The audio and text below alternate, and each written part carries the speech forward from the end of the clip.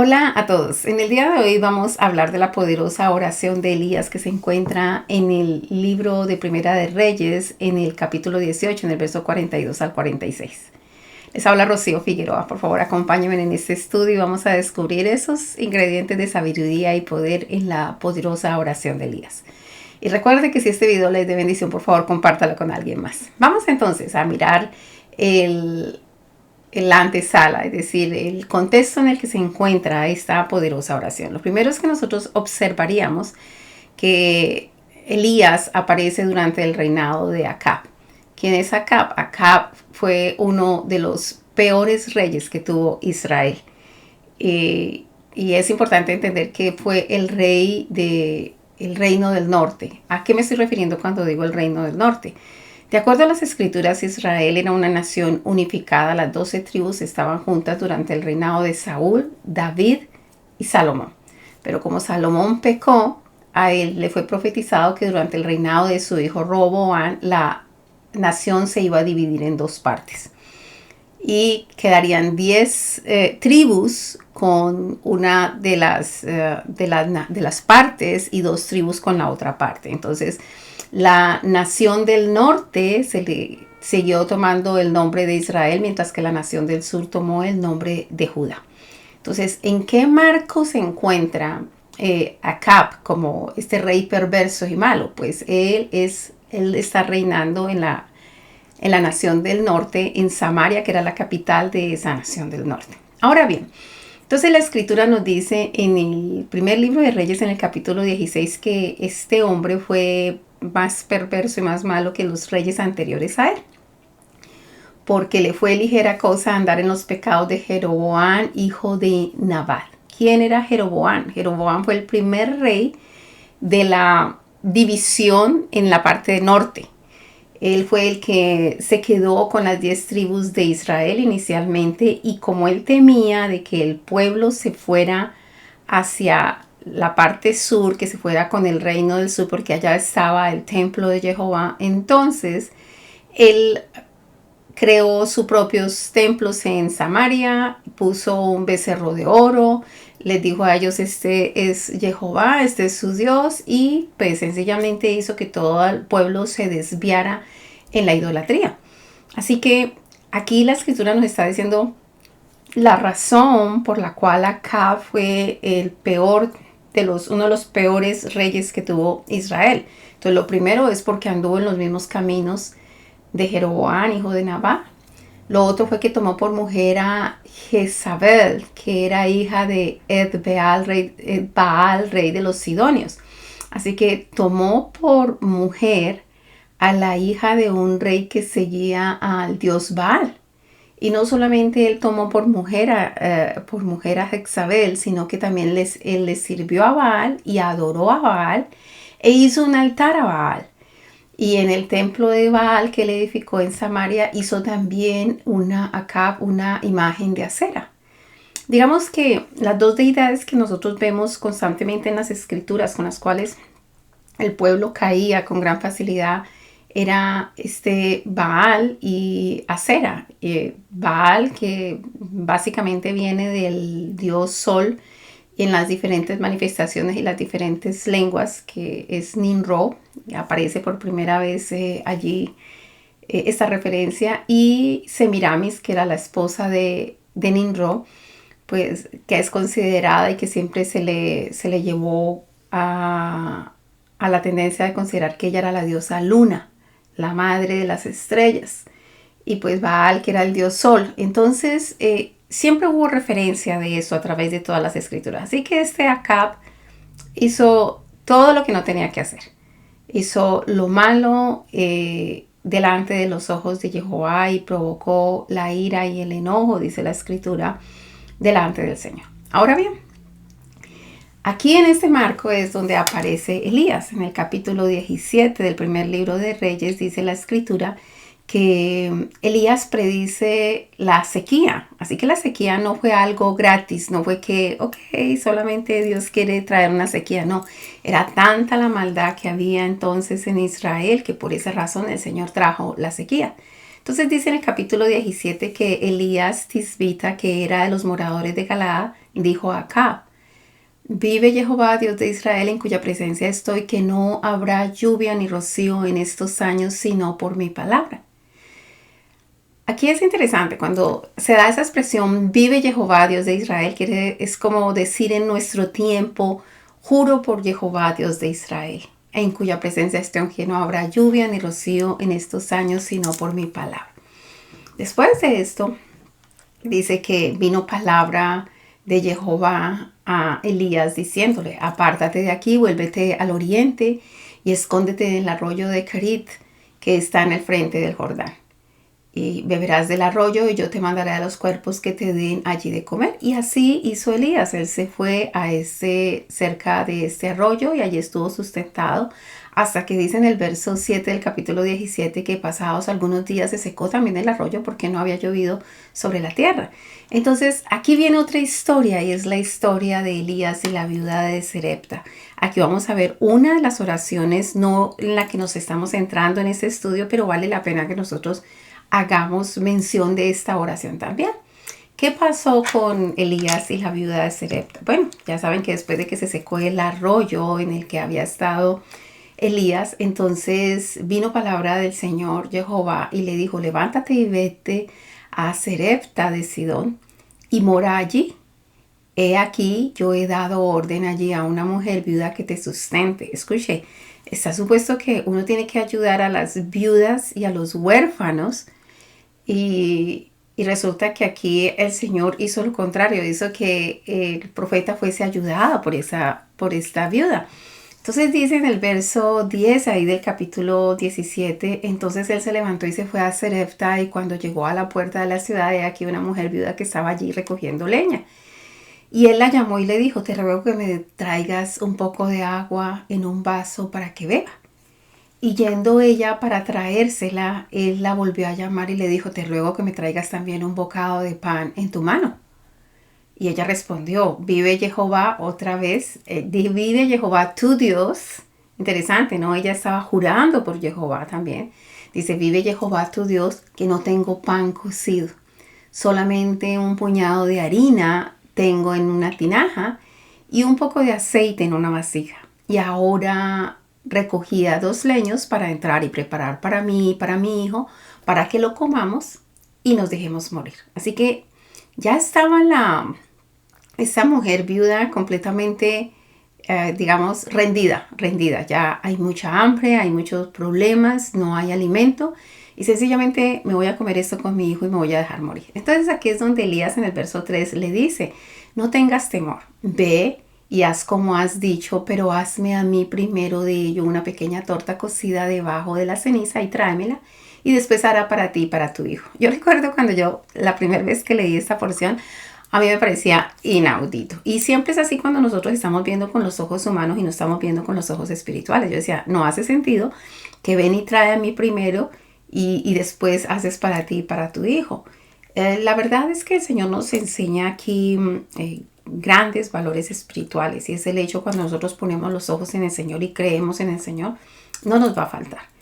Lo otro es la importancia que tiene un siervo de Dios y el valor que nosotros debemos darle, en ayudarle, proveerle, para que de esta manera el Señor también traiga bendición sobre nosotros, porque como dice la Escritura, es más bienaventurado dar que recibir. Y a veces nosotros estamos solamente en modo dar o en modo qué es lo más importante de acuerdo a lo que conocemos de la sociedad.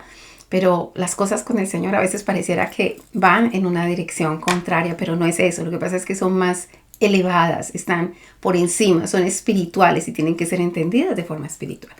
En el verso 14 dice, él le da la razón por la cual le está diciendo: traje primero para mí y después vas a hacer para ti y para tu hijo. Él le dice: porque Jehová, Dios de Israel, ha dicho así: la harina de la tinaja no escaseará, ni el aceite de la vasija disminuirá, hasta el día que Jehová haga llover sobre la faz de la tierra. Así que le trajo una promesa de parte de Dios. Recuerde que interesantemente la Escritura dice que el Señor, cuando le dijo a Elías que fuera donde esta viuda, le había dicho: yo he ordenado a una viuda que te sustente. Y es que el Señor cuando pone en el corazón de alguien, ya puesto previamente en el corazón de alguien, es allí donde las puertas parecen abrirse, pero ya el Señor las había abierto para nosotros. Dice el verso 15, entonces ella fue e hizo como le dijo Elías, comió él y ella y su casa muchos días. Así que se cumplió la palabra del Señor. Y la harina de la tinaja no escaseó, y el aceite de la vasija menguó conforme a la palabra que Jehová había dicho a Elías. Pero sucedió algo, y aquí es donde viene una de las primeras oraciones de Elías que vale la pena que nosotros consideremos, y es que dice que después de estas cosas aconteció que cayó enfermo el hijo de la ama de la casa, es decir, de esta viuda. Y la enfermedad fue tan grave que no quedó en el aliento. Decir que no hay aliento, no hay aliento de vida, es decir, murió, sencillamente. Y en el verso 18 dice, y ella dijo a Elías, ¿qué tengo yo contigo, varón de Dios? Esa expresión que tengo yo es como si nosotros dijéramos ahorita en español, ¿qué hay contigo, varón de Dios? Es decir, tengo una pregunta para ti. ¿Por qué sucede esto? ¿Por qué el otro? ¿Qué hay contigo? Entonces le dice ella, ¿has venido a mí para traer a memoria mis iniquidades y para hacer morir a mi hijo? Es como que, ¿qué hay contigo? ¿Viniste aquí y ahorita muere mi hijo? Él le dijo, dame acá tu hijo. Entonces él lo tomó en su regazo y lo llevó al aposento donde él estaba y lo puso sobre la cama. Y aquí es donde viene una de las oraciones de él importantes y de mucho valor, porque le dice, y clamando a Jehová, dijo, Jehová Dios mío, aún a la viuda en cuya casa estoy hospedado has afligido, haciéndole morir su hijo. Primero como que una pregunta, como que no puedo entender eso. Me envías aquí a esta casa, esta mujer me está sustentando, yo soy tu profeta, tú has hecho todo esto porque me dijiste a mí que hiciese parar la lluvia. Y ahora, Señor, me estás diciendo que perdón, y ahorita haces que se muera este niño. Entonces le hace ese cuestionamiento, pero después yo me imagino a Elías meditando.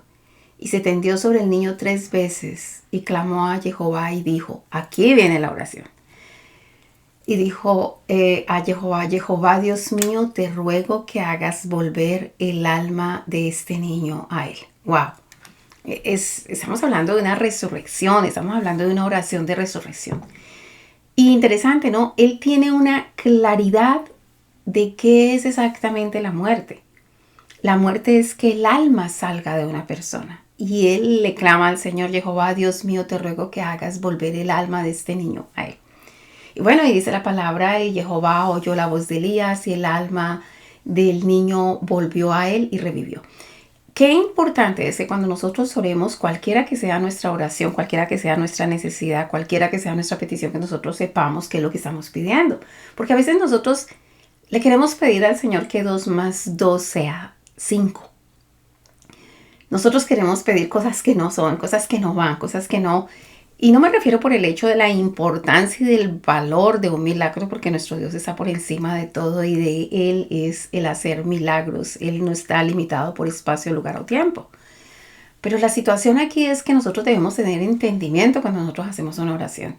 Y este siervo de Dios primero se cuestiona por qué haces eso. Es decir, sé que estás castigando toda esta tierra y los alrededores por el pecado de Acab y de todo el pueblo y toda la nación que lo han seguido a él, pero no entiendo por qué me traes a un sitio donde vas a lesionar al hijo de esta viuda. Así que después de eso sencillamente entiende y clama, Jehová, Dios mío, te ruego que hagas volver el alma de este niño. Te ruego, te ruego. Muchas veces nuestras oraciones necesitan el sentido de ruego. No merecemos, podría sencillamente las cosas quedar allí, pero nosotros hacemos un ruego delante del Señor, pidiendo la intervención de Dios. Y dice el verso 22 de este capítulo 17, Jehová oyó la voz de Elías y el alma del niño volvió a él y revivió. Tomando luego Elías al niño, lo trajo del aposento a la casa y lo dio a su madre y le dijo Elías, mira, tu hijo vive. Así de simple, así de sencillo. Entonces la mujer, interesante lo que el Señor usa, porque a veces Dios trae ciertas dificultades en nuestras vidas. Y siempre las dificultades al final nos van a llevar a un proceso de ver la gloria de Dios. Y dice el verso 24, entonces la mujer dijo a Elías, ahora conozco que tú eres varón de Dios y que la palabra de Jehová es verdad en tu boca. Oh, ese reconocimiento, ¿no? Tú eres un varón de Dios y la palabra de Jehová es verdad en tu boca. Hay veces nosotros necesitamos reconocer lo que Dios está haciendo en la vida de otras personas, de otros siervos de Dios.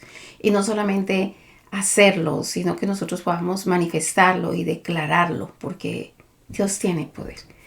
En el capítulo 18, aquí vamos a estudiar la oración de la cual realmente yo quiero hacer referencia hoy. Es cuando vamos a analizarla, porque primero, ya después de que ha pasado eso, acuérdense que Elías andaba huyendo de Acab, porque él fue el que hizo que se parara la lluvia. Así que Acab y el pueblo no estaban muy contentos con Elías, con lo que estaba sucediendo. Así que en el capítulo 18, en el verso 1 dice la palabra, pasado muchos días vino palabra de Jehová a Elías en el tercer año. Es decir, ya habían pasado 3 años, realmente fueron 3 años y medio, pero ya habían pasado 3 años y entonces le dijo, ve, muéstrate a Acab y yo haré llover sobre la faz de la tierra. Fue pues Elías a mostrarse a Acab y el hambre era grave en Samaria. Es decir, claro, no hay lluvias, no hay fruto de la tierra, no hay alimento para nadie. Entonces dice la palabra en el verso 3 que Acab tomó a Abdías, su mayordomo. Abdías era en gran manera temeroso de Jehová, porque cuando Jezabel destruía a los profetas de Jehová, Abdías tomó a 100 profetas y los escondió de 50 en 50 en cuevas y los sustentó de pan y agua. Es decir, él tenía temor de Jehová y trataba de proteger los que él más podía. Dijo pues acá Abdías, ve por el país a todas las fuentes de agua y a todos los arroyos, a ver si acaso hallemos hierba con que conservemos la vida de los caballos y a las mulas, para que no nos quedemos sin bestias. Y dividieron entre sí el país para recorrerlo. Acab fue por un camino y Abdías fue separadamente por otro camino. Y dice el verso 7, y yendo Abdías por el camino se encontró con Elías, y cuando lo reconoció, se postró sobre su rostro, porque él reconocía al siervo de Dios, y dijo, ¿no eres tú mi señor Elías? Y él respondió, yo soy.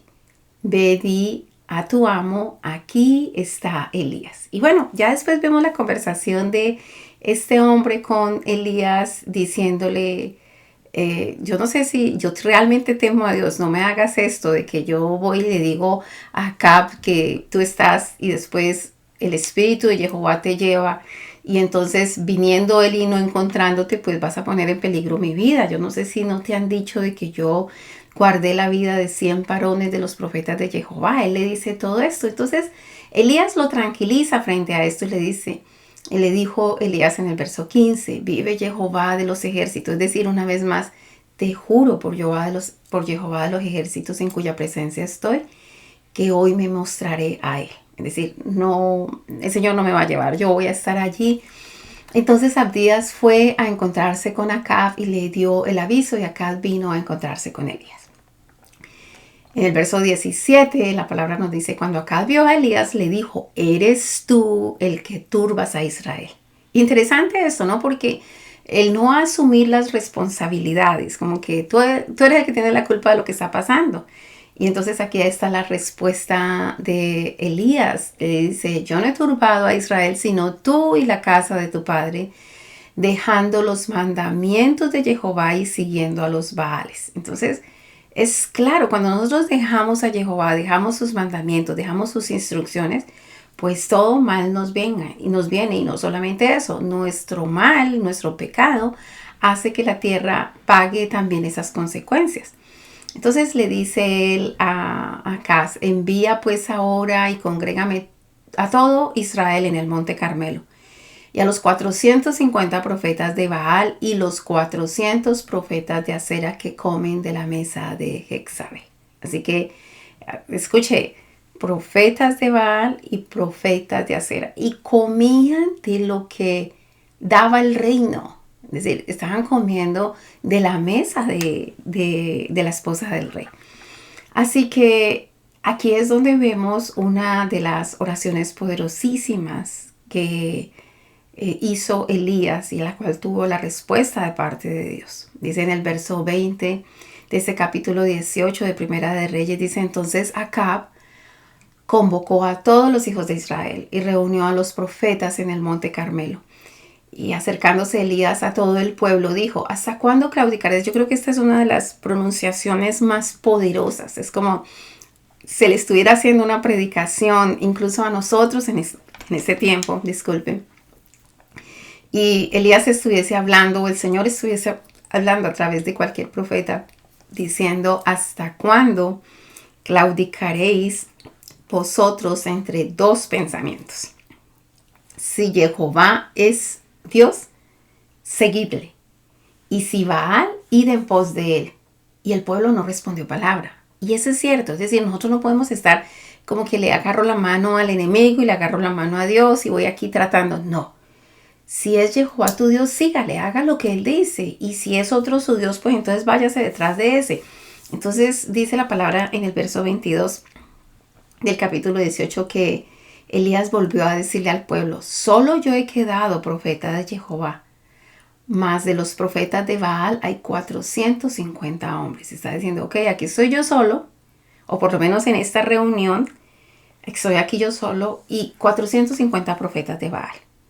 Entonces les hace como una especie de reto. Vamos a hacer un reto. Dénsenos pues 2 bueyes, unos para los 450 profetas de Baal y uno para mí, dijo Elías. Y pónganlos sobre la leña, pero no pongan fuego debajo.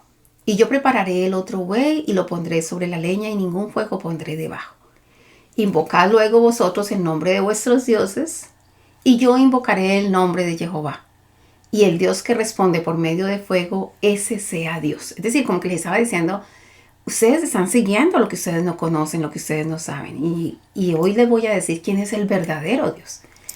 Y bueno, continúa allí en el verso 24, dice: y todo el pueblo respondió diciendo: bien dicho. Es decir, como que les pareció bien el reto. En el verso 25, entonces Elías dijo a los profetas de Baal: escogeos un buey y preparadlo vosotros primero, pues que sois los más, e invocad el nombre de vuestros dioses, mas no pongáis fuego debajo. Y bueno, continúa: y ellos tomaron el buey que les fue dado y lo prepararon e invocaron el nombre de Baal desde la mañana hasta el mediodía, diciendo: Baal, respóndenos. Pero no había voz ni quien respondiese. Entre tanto, ellos andaban saltando cerca del altar que habían hecho. Es decir, desesperados tratando de que Baal, los dioses Baal, les respondieran.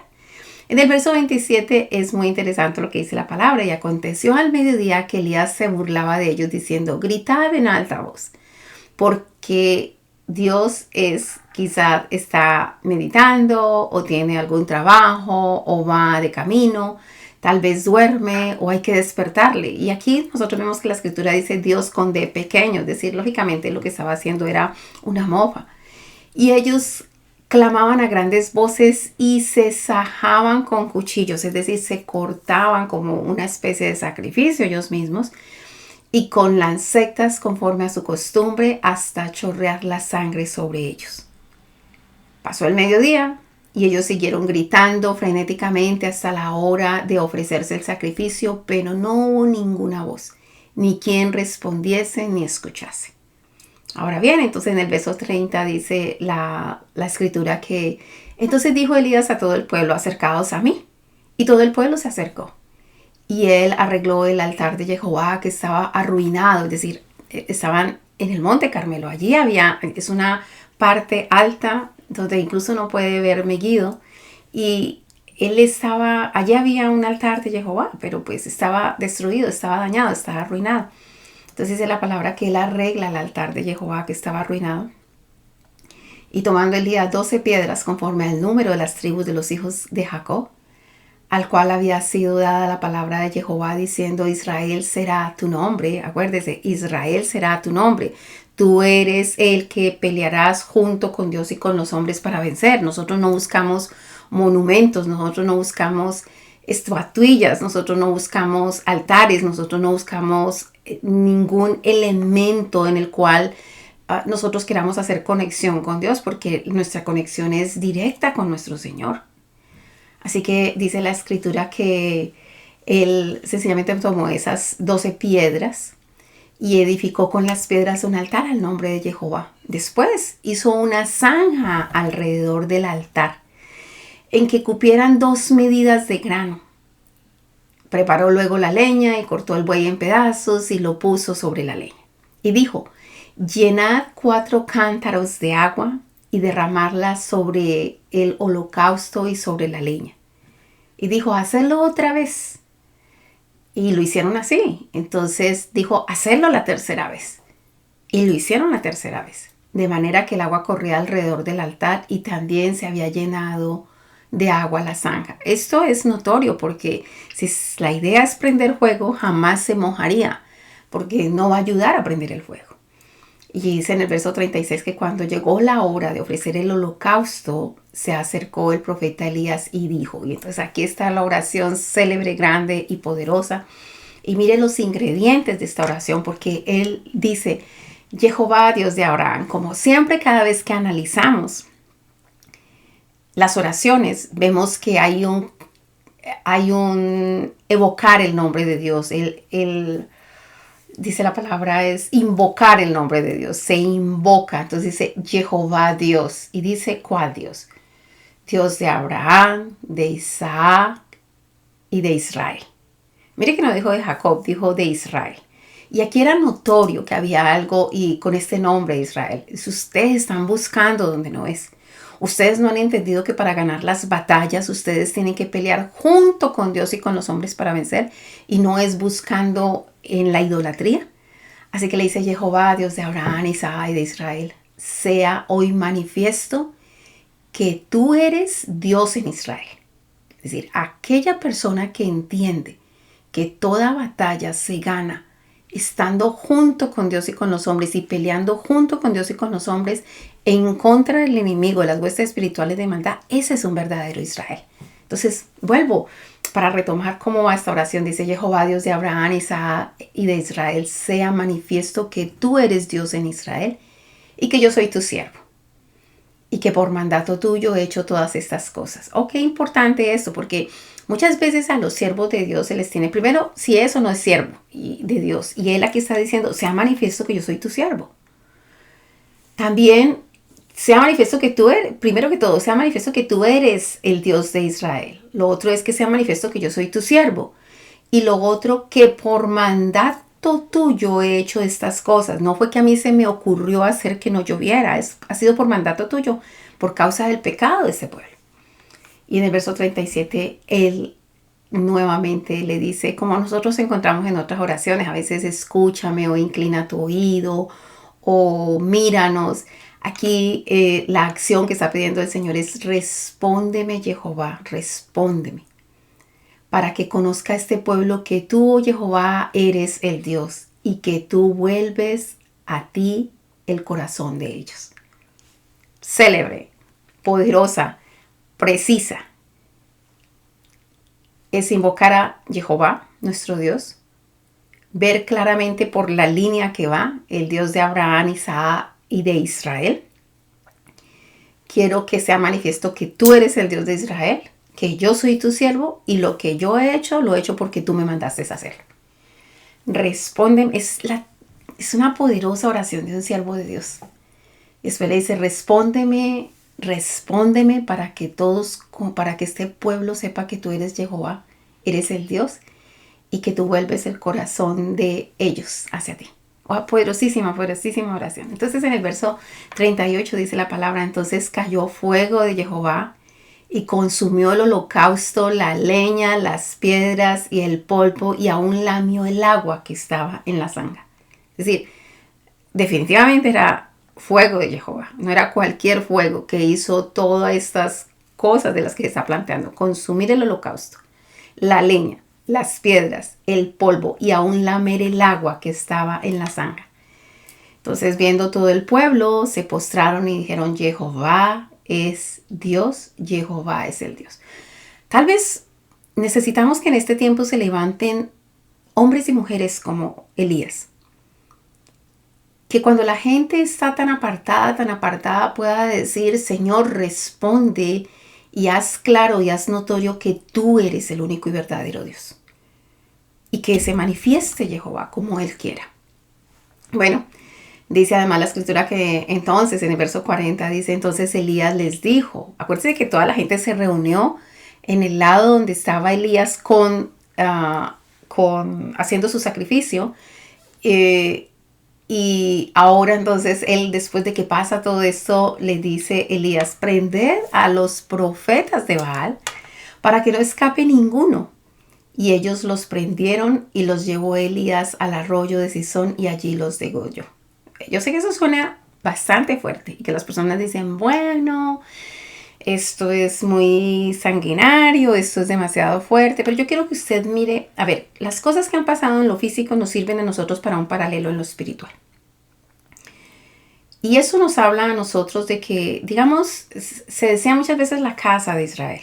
Pensemos en las casas nuestras.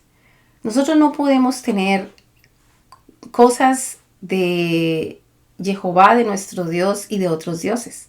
Eso no es compatible. Usted tiene que acabar con todo lo que sea de otros dioses de su casa. Usted tiene que limpiar su casa. Usted tiene que acabar completamente con eso. Yo creo que a eso es específicamente lo que se refiere en nuestro tiempo. Eso por un lado, hablamos de nuestra casa, de nuestra empresa, de aquello en lo que usted tiene autoridad. No estoy hablando de las cosas en las que usted no tiene autoridad, sino las cosas que usted tiene autoridad. Yo no voy a la casa de alguien a decir quito y voto. No, esa es la casa de ellos y ellos responderán por el anatema que tienen en su casa. Pero estamos hablando de la casa de nosotros. Nosotros no podemos tener cosas de Jehová y cosas de otros dioses. Nosotros tenemos que sacar todo lo que no pertenece a nuestro Dios. Eso es completamente incoherente que hagamos cosa como esa. Entonces hay que limpiar, hay que acabar, hay que matar, hay que destruir, hay que quitar. Hablemos de nuestra mente. A veces en nuestros corazones, en nuestra mente, nosotros pareciera que luchamos con dos dioses. En la parte financiera parece que nosotros tuviéramos al Dios Jehová de los ejércitos, a veces como, oh, Jehová Jireh, mi proveedor, pero por otro lado estamos buscando fortuna. Usted sabe que la palabra bienaventuranza o bienaventurado o afortunado viene del Dios ventura y de Dios fortuna. Entonces, pareciera que en nuestra mente nosotros estamos divagando entre dos dioses y nosotros necesitamos tener claridad, o es decir, ¿es Jehová tu Dios? Y como él les decía al principio, ¿hasta cuándo claudicaréis entre dos pensamientos? Si Jehová es tu Dios, seguidle. Y si los Baales, vayan en pos de ellos. Así que nosotros tenemos que tener claridad en nosotros y tener el carácter como el de Elías para arrasar de nuestra mente, de nuestro corazón, de nuestros sentimientos, de nuestros deseos, de nuestra casa, de nuestra compañía, de aquellos sitios donde nosotros tenemos autoridad. Tenemos que arrasar todo lo que pertenezca. Acuérdense que ese nombre Baal significa señor o señores. Tal vez tenemos otros señores allí. Tenemos otros señores a los que le estamos dando tal nivel y tal privilegio y a veces mayor que el de nuestro Dios, que es el verdadero Dios. Así que después de esto, aquí encontramos la segunda entonces oración de Elías. La primera fue cuando le pidió que volviera el alma del hijo de la viuda. Y esta en el cual lo que le está diciendo al Señor es sencillamente demuestra que tú eres Dios, demuestra que yo soy el profeta y demuestra que lo que yo he hecho lo hice porque tú me enviaste y que tú eres el Dios de Israel. Ahora bien, después de esto hay otra oración, una tercera oración en todo este panorama y está en el verso 41. La palabra dice que él ora por lluvia, pero no dice nada de lo que dijo. Y observe esto porque parece que hubiera sido una oración, no sé, o realmente lo dijo con palabras o sencillamente se postró delante del Señor porque ya el Señor le había dicho que él que se presentara porque él iba a hacer llover. No sé si recuerda cuando nosotros empezamos en el capítulo 18 a hacer este análisis. Dice que pasaba muchos días, vino palabra de Jehová a Elías en el tercer año diciendo, ve, muéstrate acá y yo haré llover sobre la faz de la tierra. Ya Elías sabía cuál era la voluntad de Dios. Elías sabía que el Señor ya había dicho que iba a hacer llover. Pero primero sucedió todo esto de los profetas de Baal Y entonces aquí es cuando Elías va a orar por la lluvia, pero mire las características de esta oración. Sencillamente se postró. Observemos, dice en el verso 41, entonces Elías dijo a Acab, sube y come y bebe porque una lluvia grande se oye. Y Acab subió y comió y bebió, y Elías subió a la cumbre del Carmelo y postrándose en tierra, puso su rostro entre las rodillas. Se postró, como quien espera, hágase tu voluntad, Señor. Sencillamente estoy esperando tu voluntad. Tú dijiste que ibas a hacer llover, entonces ahorita yo espero tu voluntad. Y cuando uno conoce la voluntad del Señor, qué importante es que nosotros podamos hacer una oración en silencio. Cuando nosotros hemos tenido la revelación de la buena voluntad de Dios en nuestras vidas, de la grandeza, de la misericordia, de la bondad, del favor de nuestro Dios, y que nosotros podemos sencillamente ir allí en silencio y postrarnos y arrodillarnos y esperar la buena voluntad de Dios. Bueno, eso fue lo que hizo Elías. Elías subió a la cumbre del Carmelo y postrándose en tierra puso su rostro entre las rodillas. Y después de hacer esto, vino y le dijo a su criado, sube ahora y mira hacia el mar. Y él subió y miró y dijo, no hay nada. Y él le volvió a decir, vuelve 7 veces. A la 7ª vez, dice la escritura, que dijo, yo veo una pequeña nube como de la palma de una mano de hombre que sube del mar. Y él le dijo, ve y di a Acab, unce tu carro y desciende para que la lluvia no te ataje. Y aconteció estando en esto, que los cielos se oscurecieron con nubes y viento, y hubo una gran lluvia. Así que él no dudó en ningún momento lo que el Señor le había dicho. Aunque parecía una nube como del tamaño de una palma de una mano, él habló con toda la certeza porque sabía cuál era la voluntad de Dios. ¿Cuántas veces nosotros sabemos la buena voluntad de Dios para nuestras vidas? Y nuestras oraciones y nuestras acciones no van de acuerdo al conocimiento de esa buena voluntad de Dios para con nosotros. Así que es tiempo de que nosotros tengamos para con nosotros, para con lo que está bajo nuestra autoridad, un carácter como el de Elías. No claudiquemos entre dos pensamientos. Si Jehová es su Dios, síganle. Y si los Baales son sus dioses, entonces vayan en pos de ellos. Baal representa cualquier cosa que nosotros ponemos enfrente de Dios, cualquier cosa que es una idolatría, cualquier cosa que nosotros ponemos como un reemplazo por Jehová. Como dice el libro de Romanos, dice que nosotros cambiamos la gloria incorruptible de Dios por semejanza de hombre, de mujer o de figura, de animal o de cualquier cosa, como en muchas religiones. No, nosotros no cambiamos la gloria incorruptible de Dios. Así que tenemos que estar no claudicando entre dos pensamientos, sino un solo pensamiento. Si Jehová es su Dios, sígale. Y sea radical para con usted, sea radical para con su casa, sea radical para con lo que el Señor le ha dado autoridad a usted.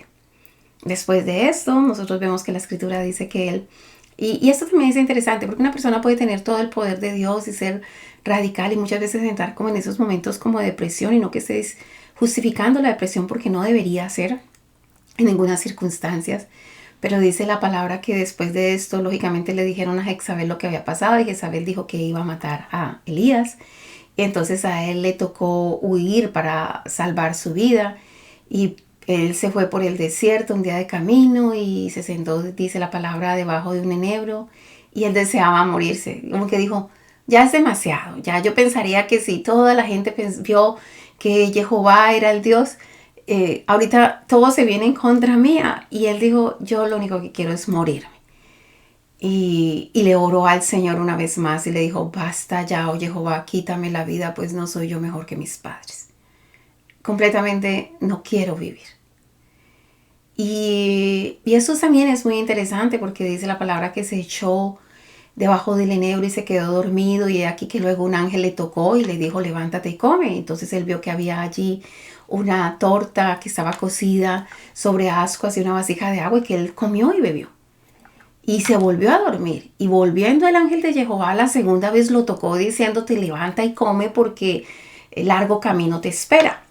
Interesante esto, porque aún a pesar del dolor, a pesar de las circunstancias y de sentir la persecución, él se levanta pues y come y bebe y se fortalece con aquella comida y caminó 40 días y 40 noches hasta Horeb, el monte de Dios.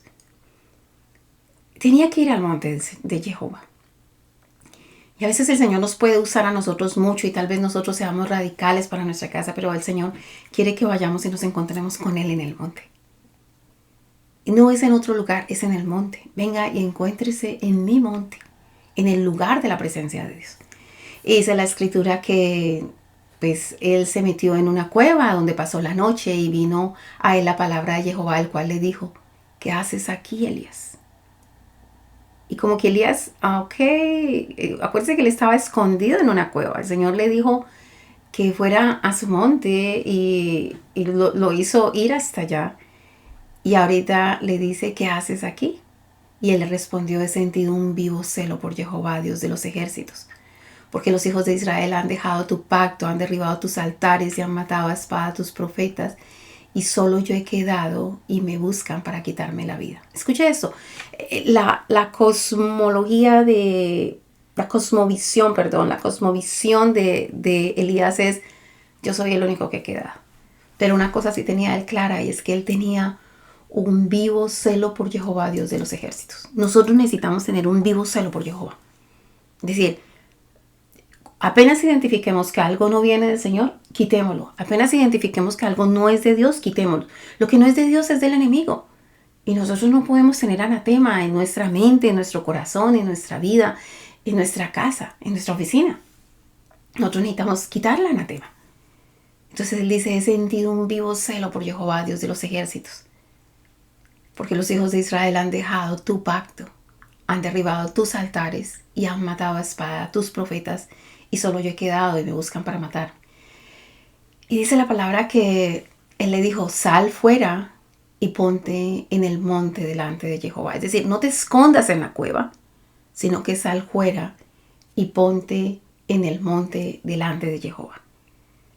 ¿Cuántas veces nosotros ante las dificultades lo que hacemos es que vamos y nos encuevamos, nos metemos en una cueva, nos encerramos y no queremos solucionar? Es decir, nos sentimos completamente impotentes. Y acuérdese que él es el que manifestó ese gran milagro después de lo que pasó con los profetas de Baal.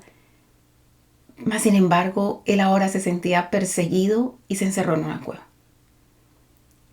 Muchas veces nosotros como siervos de Dios, como hombres y mujeres de Dios, el Señor nos ha usado para hacer milagros y hemos visto milagros suceder a través de nuestra vida y a través de otras personas. Mas, sin embargo, en momentos de dificultad a veces solamente nos metemos en una cueva. Y lo que el Señor quiere no es que nos metamos en una cueva, sino como Él le dijo, sal fuera y ponte en el monte delante de Jehová. Y aquí Jehová que pasaba. Interesante, ¿no? Poder salir allí y ver a Dios que pasa. Y un grande y poderoso viento que rompía los montes y quebraba las peñas delante de Jehová. Pero Jehová no estaba en el viento. Y tras el viento un terremoto, pero Jehová no estaba en el terremoto. Y tras el terremoto un fuego, pero Jehová no estaba en el fuego. Y tras el fuego un silbido apacible y delicado. A veces nosotros queremos que el Señor llegue, no sé, con bombos y platillos y haciendo unas manifestaciones, y no. A veces era solamente salir y estar al frente del monte delante del Jehová y ver sentir ese silbido apacible y delicado. Es el verso 13. Y cuando lo oyó Elías, cubrió su rostro con su manto y salió y se puso a la puerta de la cueva, y aquí vino a él una voz diciendo, ¿qué haces aquí, Elías? Porque ahorita él se hace a la puerta de la cueva. Y él vuelve y responde lo mismo, he sentido un vivo celo por Jehová de los ejércitos, porque los hijos de Israel han dejado tu pacto, han derribado tus altares y han matado a espada a tus profetas, y solo yo he quedado y me buscan para quitarme la vida. Y le dijo Jehová, ve, vuélvete por el camino, por tu camino, escuche eso, vuélvete por tu camino, por el desierto de Damasco. Y llegarás y ungirás a Hazael por rey de Siria, a Jehú, hijo de Nimsi, ungirás por rey sobre Israel. Y a Eliseo, hijo de Safat, de Abel Mehola, ungirás para que sea profeta en lugar de mí. Y mire esto, porque Elías ahorita estaba acongojado por la situación que estaba sucediendo. Se encuentra con el Señor allí a la puerta de esa cueva. Él le había dicho, yo me quiero morir, yo ya no quiero estar aquí en esa situación. Y lo que el Señor le dice es, voy a encontrar a personas que hagan mi voluntad, que traigan el juicio que tienen que traer. Le dice que vaya y unja, porque acuerde que había un conflicto, estaba Israel, donde se ubicaban ellos, estaba Siria, que era, digamos, un enemigo que constantemente estaba en lucha con Israel, y se necesitaba un profeta. Así que él le dice, el Señor le dice, vaya y unja al que va a ser rey de Siria, al que va a ser rey de Israel y al que va a ser el profeta. Y la anotación que hace en el verso 17 es fundamental. Y más bien nosotros deberíamos siempre buscar qué es lo que el Señor quiere y qué es lo que va a hacer. Y dice el Señor, y el que escapare de la espada de Hazael, está hablando el rey de Siria, Jehú lo matará, es decir, el rey de Israel. Y el que escapare de la espada de Jehú, Elías lo matará. Es decir, yo me suscitaré quien me traiga juicio, quien traiga juicio a esta tierra por todo lo que ha hecho. Y yo haré que quede en Israel 7,000 cuyas rodillas no se doblaron ante Baal y cuya boca no lo besaron. Es decir, ya en la cosmovisión de Elías, él era el único que no se había doblado su rodilla delante de Baal. Pero el Señor le está diciendo, yo haré que quede en Israel 7,000 rodillas, 7,000 cuyas rodillas no se doblaron. Es decir, ya está hablando en pasado. Ya estaban estos 7,000 que no se habían doblado delante de Baal. Pero la misión de Elías era específica y cada uno tiene una misión específica. Y yo no tengo que anhelar la misión de otro, ni otro anhelar la misión mía. Cada uno tenemos una misión. Si ustedes van al estudio que estamos haciendo las promesas de Dios para vencer, donde hablamos de la predestinación de la que habla la Escritura, la perfección a la estatura del varón perfecto, la Escritura nos dice allí que nosotros, antes de que el Señor nos forme en el vientre de nuestra madre, nos conoció, es decir, nos dio un propósito y nos santificó para ese propósito y nos dio, antes de que naciésemos, nos dio el llamado. Ahora bien, entonces, dice la palabra que, y yo haré que quede en Israel esos 7,000 cuyas rodillas no se han doblado ante Baal y cuyas bocas no lo besaron. Wow, eso de estar besando que la medalla, que los pies de santo o en fin, todo ese tipo de cosas, mucho cuidado, mucho cuidado. Y bueno, aquí están esas poderosas oraciones de Elías, que espero que, discúlpenme, que hayan traído luz a cada uno de nosotros, pero sobre todo que haga que en nosotros haya un celo vivo por Jehová, en todo lo que nosotros tenemos autoridad, en nuestra alma, en nuestro espíritu, en nuestra mente, en nuestro corazón, en nuestra casa, en todo sitio al que el Señor nos ha dado autoridad, que haya un celo vivo por la casa de Jehová. Y bueno, recuerde que si este video le fue de bendición, por favor, compártalo. Dele like, comente, déjeme saber si hay algún tema que le gustaría que tratáramos aquí. Es muy importante que podamos tener ese nivel de comunicación porque todo el tiempo estoy tratando de preparar materiales para ustedes, pero qué bueno poder saber si hay un tema específico que es necesario que se traiga claridad. Así que nada, que la gracia del Señor sea con cada uno de ustedes. 1000 y 1000 bendiciones. Nos vemos en un próximo estudio. Bye.